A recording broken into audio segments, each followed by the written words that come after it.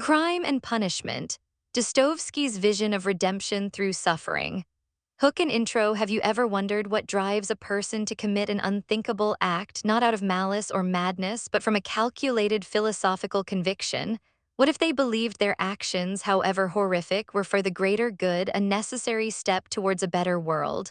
And what happens when the cold, detached logic of the intellect collides with the undeniable, scorching fire of human conscience? These are the profound, timeless questions that Fyodor Dostoevsky grapples with in his monumental novel, Crime and Punishment. At its heart, Crime and Punishment is not merely a gripping tale of murder and detection.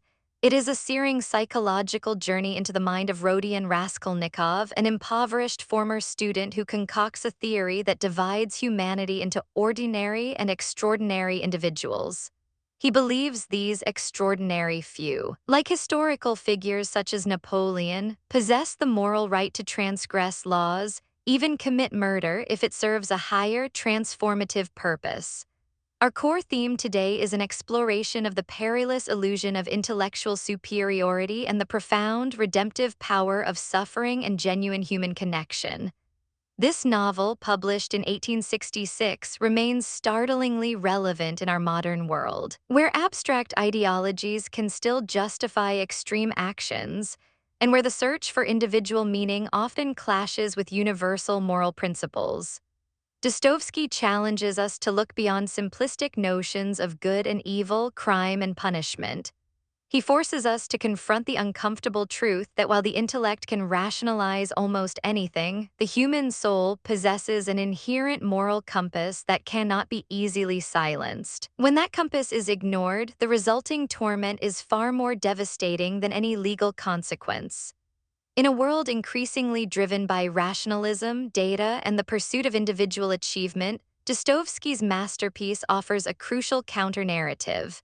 It reminds us that true freedom and profound meaning are not found in intellectual detachment or the transgression of moral law, but in humble submission to a higher moral order. The courageous acceptance of suffering and the embrace of communal love and empathy. This is a story about the ultimate failure of a philosophy born of pride and the arduous yet ultimately liberating path to spiritual rebirth. It is a story that compels us to examine our own justifications, our own pride, and our own capacity for both darkness and light. Join us as we unravel the intricate layers of Raskolnikov's tormented psyche, delve into the gritty streets of St. Petersburg, and witness the transformative power of a suffering that leads not to despair but to a fragile, hard-won redemption. By the end of this video, you will have a deeper understanding of why Crime and Punishment continues to resonate with readers centuries later, offering timeless insights into the human condition, the nature of morality, and the enduring search for meaning in a complex world. Context and background. To truly appreciate the depth and impact of Crime and Punishment, we must first immerse ourselves in the tumultuous world that shaped its author, Fyodor Dostoevsky, and the very fabric of 19th-century Russia. Born in 1821, Dostoevsky's own life was a crucible of profound experiences that directly informed his literary genius. He endured personal tragedy, severe epilepsy, and the constant burden of financial hardship. However, perhaps the most pivotal event in his life was his arrest in 1849 for his involvement with a liberal intellectual discussion group. Dostoevsky was sentenced to death by firing squad. He faced a mock execution, standing before the firing line only to receive a last-minute reprieve, commuting his sentence to hard labor and exile in Siberia. This harrowing experience, a direct confrontation with mortality and immense suffering, profoundly altered his worldview.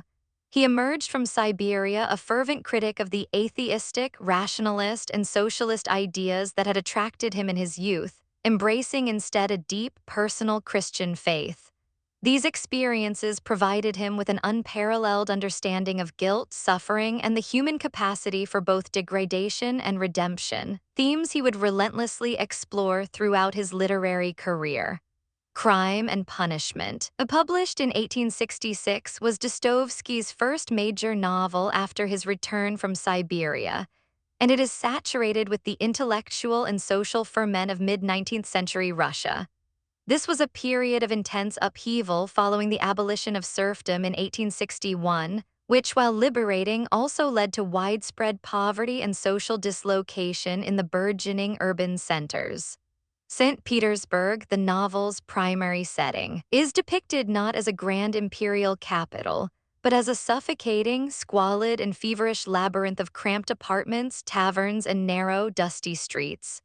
Its oppressive atmosphere mirrors Raskolnikov's internal torment, becoming almost a character in itself. Intellectually, Russia was grappling with the influx of Western European ideas such as utilitarianism, which sought to justify actions based on their perceived societal benefit, and nihilism, which questioned all traditional moral and religious values. Young, educated Russians, often impoverished and frustrated by the slow pace of reform, were particularly drawn to these radical philosophies.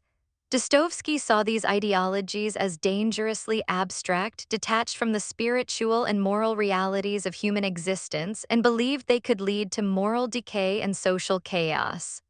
Crime and Punishment can be seen as his profound counterargument, a literary experiment designed to expose the destructive consequences of such ideas when taken to their logical, terrifying conclusion. The novel's protagonist, Rodion Raskolnikov, is a former law student living in abject poverty in St. Petersburg. He is a handsome, intelligent, but deeply proud and alienated young man. He lives in a tiny, claustrophobic room that he calls a closet or coffin, further exacerbating his sense of isolation and despair. He has ceased attending university, unable to afford tuition, and spends his days brooding over his radical philosophical theories. He has pawned his last valuables to an old, avaricious pawnbroker, Alyona Ivanovna, whom he views as a useless, harmful louse preying on the poor. Raskolnikov nurses a dangerous theory. Humanity is divided into ordinary people who must obey the law, and extraordinary people who have the right, even the duty, to transgress moral and legal boundaries if their actions serve a higher purpose. He envisions himself as one of these extraordinary men, a potential Napoleon who can shed a little blood for the greater good of humanity.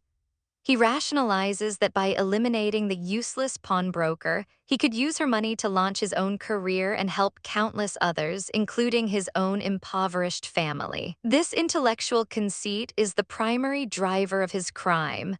One sweltering summer evening, Raskolnikov carries out his plan. He enters Alyona Ivanovna's apartment, feigning a visit to pawn an item. With an axe he has meticulously hidden, he brutally murders the old woman. The act is not clean or triumphant, but messy, horrifying, and immediately disorienting. As he attempts to steal her meager valuables, a terrifying turn of events occurs. Alyona's gentle, innocent half-sister, Lizaveta, unexpectedly returns home. Caught in a moment of panic and fearing discovery, Raskolnikov murders her as well. This unplanned second murder shatters his intellectual justifications and plunges him deeper into a moral abyss. The immediate aftermath is a blur of panic and near discovery. Raskolnikov barely escapes the scene, leaving behind a crucial clue, an empty purse he carelessly drops. He returns to his coffin of a room where he falls into a feverish delirium. His punishment begins not with legal authorities but with an excruciating psychological torment. He becomes intensely paranoid, believing everyone knows his secret. He isolates himself from everyone, including his loyal friend Dmitry Prokofyevich Razumikhin, another former student who is kind, energetic, and practical. Razumikhin tries to help Raskolnikov with job opportunities and financial support, but Raskolnikov's guilt-ridden paranoia pushes him away. Raskolnikov's family consists of his virtuous and self-sacrificing mother, Pulcheria Alexandrovna, and his intelligent, beautiful sister, Avdiya Romanovna, known as Dunya. They arrive in St. Petersburg, having endured their own hardships. Dunya has broken off an engagement to a wealthy but manipulative lawyer named Fyodor Petrovich Luzhin, who desired to marry a poor woman so she would be eternally grateful and subservient. Luzhin's self-serving utilitarianism, where everything is calculated for personal gain, parallels Raskolnikov's own intellectual detachment, albeit in a different moral register. During this period, Raskolnikov encounters the Marmeladov family, whose destitution embodies the novel's social commentary. Semyon Zakharovich Marmeladov is a former civil servant, a pitiful alcoholic who wastes his family's last kopecks on drink. His second wife, Katerina Ivanovna, is a proud but consumptive woman who tragically attempts to maintain a semblance of dignity amidst their utter poverty.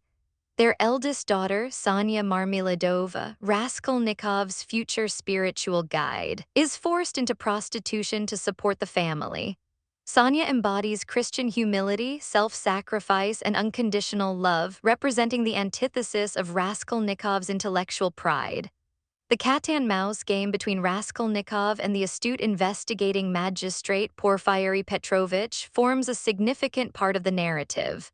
Porfiry is a master of psychological manipulation, never directly accusing Raskolnikov but subtly drawing him out, playing on his pride and guilt.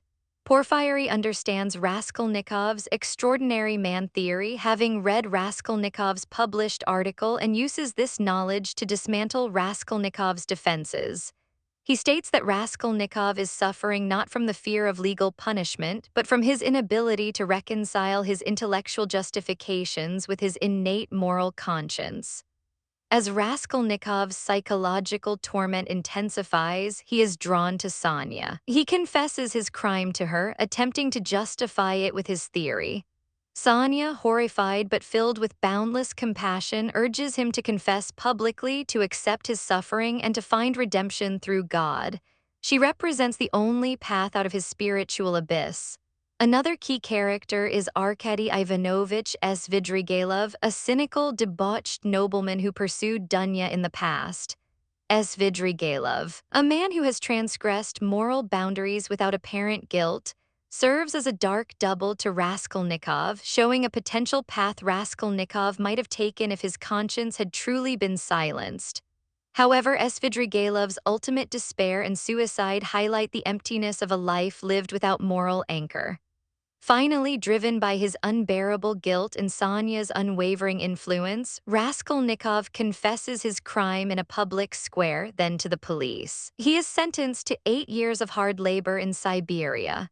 Sonya follows him to Siberia, enduring the harsh conditions to offer him spiritual support. The epilogue depicts Raskolnikov's slow, arduous journey towards spiritual regeneration. Initially, he struggles with his repentance, still clinging to his intellectual pride and regretting only that he was not strong enough to truly transcend morality. But through Sonya's enduring love and his own suffering, a new life slowly begins to dawn for him, one founded on humility, faith, and a rediscovery of human connection.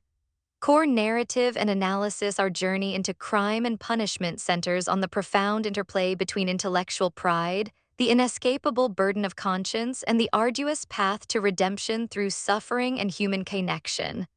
Raskolnikov's extraordinary man theory is not just a plot device. It is the philosophical core that Dostoevsky meticulously dissects and ultimately demolishes. Raskolnikov believes that some individuals are like great historical figures, such as Napoleon, whose genius allows them to step over conventional moral laws, including murder if it benefits humanity. He sees ordinary people as mere material who exist only to perpetuate the species, while extraordinary individuals are the true movers of history. This theory, born of a twisted utilitarianism and an inflated sense of self, becomes the catalyst for his crime. He rationalizes that Alyona Ivanovna, the pawnbroker, is a useless parasite, and her death would free up her wealth for good causes, while society would be better off without her. This is the perilous illusion of intellectual superiority in action, the belief that cold reason can bypass human empathy and inherent moral truths. Dostoevsky shows us the chilling detachment required to arrive at such a conclusion. For example, Raskolnikov rehearses his crime with a carefully crafted plan, observing the pawnbroker's habits, measuring distances, and even practicing with a simulated weapon. This meticulous planning reflects his intellectual conviction that he is merely executing a logical experiment. However, the moment he commits the crime, his intellectual justifications crumble under the weight of brutal reality. The murders are messy, horrifying, and immediately plunge him into a state of profound psychological torment. His punishment is not the legal consequences he might face, but the agonizing internal battle that begins immediately after the act. He is consumed by fever, paranoia, and a debilitating sense of isolation.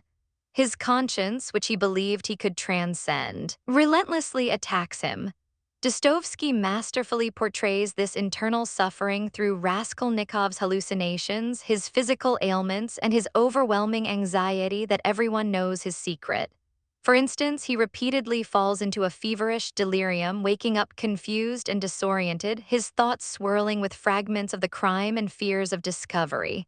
This psychological disintegration is the true punishment Dostoevsky emphasizes. Raskolnikov, despite his theory, cannot escape the moral fabric of his own being. He believes he is suffering because he is weak, not extraordinary enough to shed blood without consequence.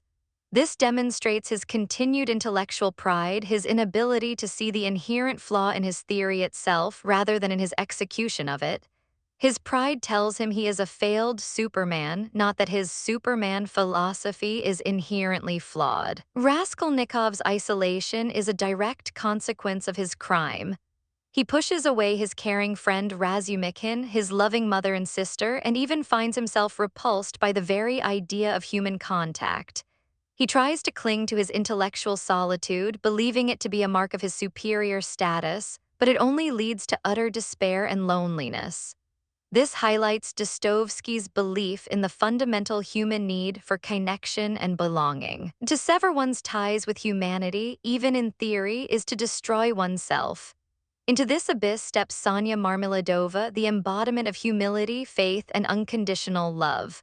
Sonya, forced into prostitution to support her starving family, represents the direct antithesis of Raskolnikov's proud, rationalistic philosophy. She endures immense suffering, yet maintains an unwavering Christian faith and compassion. She does not judge Raskolnikov for his crime, instead. She offers him love and a path to spiritual healing. Her reading of the story of Lazarus, who was resurrected from the dead, is a pivotal moment.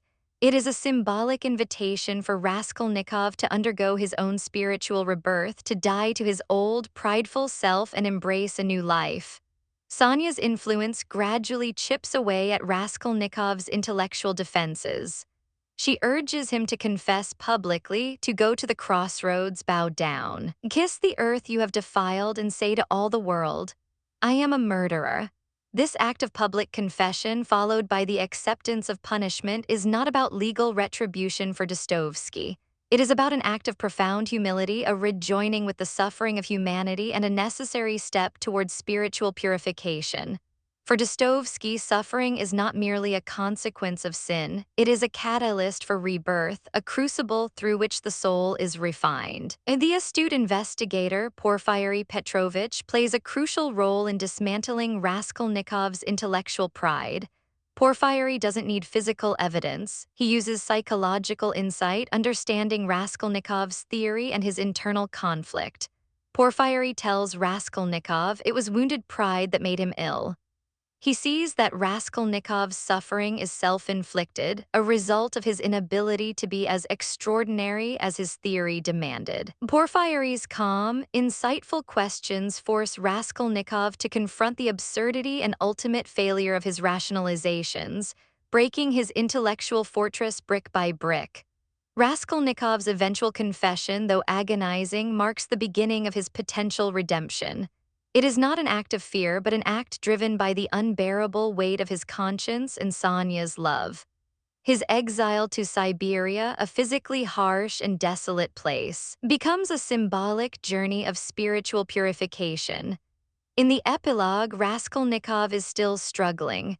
He initially feels regret only for his failure as a Superman, not for the moral transgression itself. This illustrates the deep-seated nature of his intellectual pride. However, through Sonya's constant, unwavering presence and love and his own prolonged suffering, a profound shift begins to occur. He slowly starts to shed his intellectual arrogance and open his heart to faith and love. The novel ends with the promise of a new life, a spiritual regeneration that has just begun. This new life is found not in transcending moral law, but in embracing it through humility, accepting suffering, and connecting with others through love. It is a slow, gradual process, suggesting that redemption is not a single event but a continuous journey of self-discovery and spiritual growth. For instance, he begins to see the beauty in Sonya's unwavering devotion, a stark contrast to his own self-centered philosophy, and this sparks the first true stirrings of genuine love and empathy within him.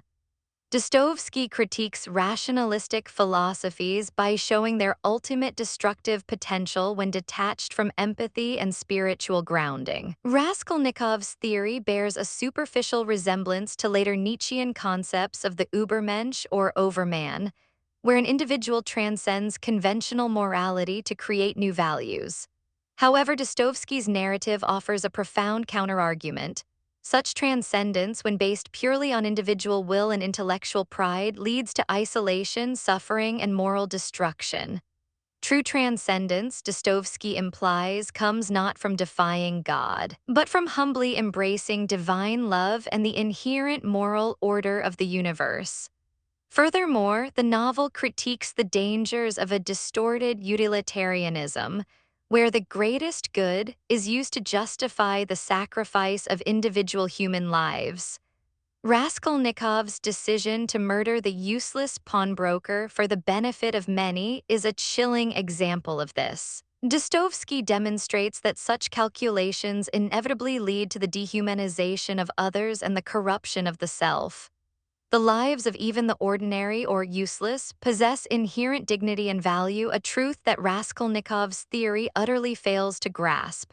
The theme of alienation is powerful. Raskolnikov's act of murder isolates him not just from society but from his own humanity. He tries to stand apart, to be an extraordinary man, but this only condemns him to a lonely hell.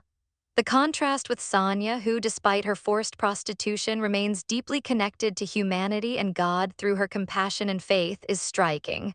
She is a beacon showing that even in the most degraded circumstances, human connection and spiritual integrity can endure and offer a path to salvation. For example, Sonya consistently puts the needs of her family and later Raskolnikov before her own, embodying selfless love.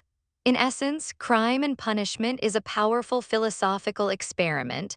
Dostoevsky places his protagonist within the crucible of his own radical ideas and demonstrates their catastrophic failure.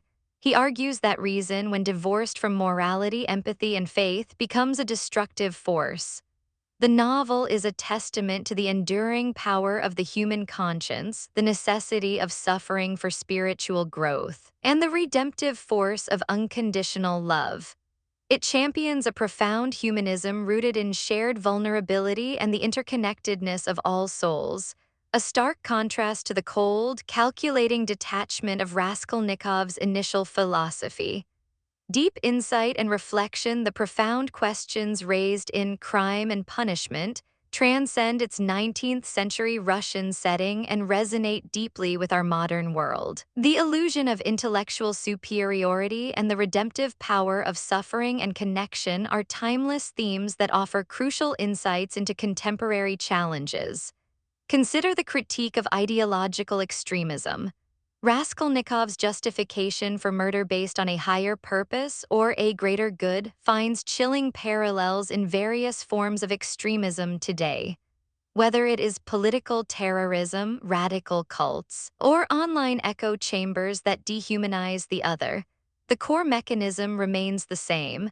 Abstract ideas are prioritized over individual human lives and universal moral values.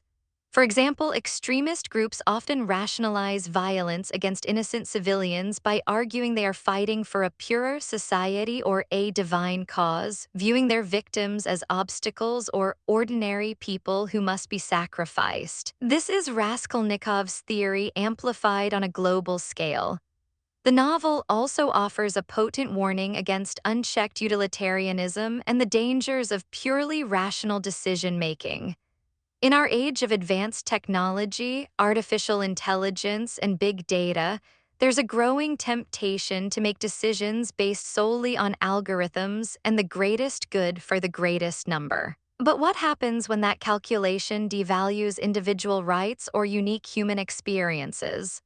For instance, in bioethical debates, decisions about resource allocation for life-saving treatments might be based on statistical outcomes, potentially overlooking the inherent dignity of each individual patient. Similarly, in urban planning, efficient solutions might displace communities for the greater good of economic development, echoing Raskolnikov's calculus with the pawnbroker. Dostoevsky's exploration of guilt, alienation, and the desperate need for human connection remains profoundly relevant to modern discussions on mental health. Raskolnikov's psychological breakdown is a powerful literary study of the debilitating effects of unaddressed guilt and the isolation it brings. In a world where mental health crises are increasingly prevalent, Dostoevsky reminds us that bottling up our transgressions, whether large or small, can lead to internal torment and profound loneliness. The path to healing often involves confession, seeking forgiveness, and reconnecting with supportive communities, much like Sonya offered to Raskolnikov.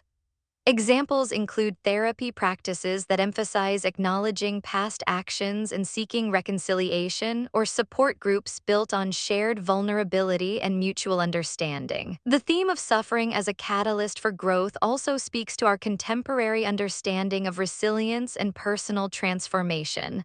While we naturally seek to avoid pain, Dostoevsky suggests that confronting and enduring suffering rather than evading it can lead to deeper self-awareness, empathy, and spiritual maturity. This doesn't glorify suffering for its own sake, but highlights its potential as a crucible for change. For example, individuals who overcome significant personal hardships, such as illness or loss, often emerge with a renewed sense of purpose and a deeper appreciation for life, having undergone a profound internal shift that parallels Raskolnikov's journey towards redemption. Finally, the novel underscores the perennial human search for meaning and spiritual grounding in an increasingly secularized world. Raskolnikov's existential crisis, his attempt to forge his own morality, and his eventual turn towards faith reflect a universal human struggle. In an age where traditional institutions and beliefs are often questioned, Dostoevsky's work reminds us of the innate human need for a moral framework, a sense of belonging, and a connection to something larger than oneself. Here are some questions for you to ponder. Inspired by Dostoevsky's timeless masterpiece, The Ethics of the Greater Good, to what extent is it morally permissible to sacrifice individual well-being or rights for a perceived greater good for society? Can we truly justify stepping over certain moral boundaries? The power of conscience. Have you ever experienced a profound sense of guilt or internal conflict that no rationalization could silence? What does this tell you about the inherent moral compass within us? Suffering and transformation. Do you believe suffering can be a necessary path to personal growth and redemption, or is it always a destructive force? What role does our attitude towards suffering play? Intellect vs. empathy. In what areas of modern life do you see a dangerous overemphasis on cold intellect and logic at the expense of empathy, compassion, and human connection? Finding meaning in an often chaotic and indifferent world. Where do you find your sense of meaning, purpose, and moral guidance? Is it in reason, faith, community, or something else entirely? The nature of freedom. Is true freedom the absolute autonomy to act without constraint, or is it found in the responsible exercise of will within a moral and spiritual framework? What are the limits of personal freedom? Overcoming alienation. How can we foster deeper human connection and overcome feelings of alienation in an increasingly fragmented society? What role can compassion play in bridging divides? Outro Crime and Punishment is more than just a novel. It is a profound philosophical and psychological journey into the depths of the human soul.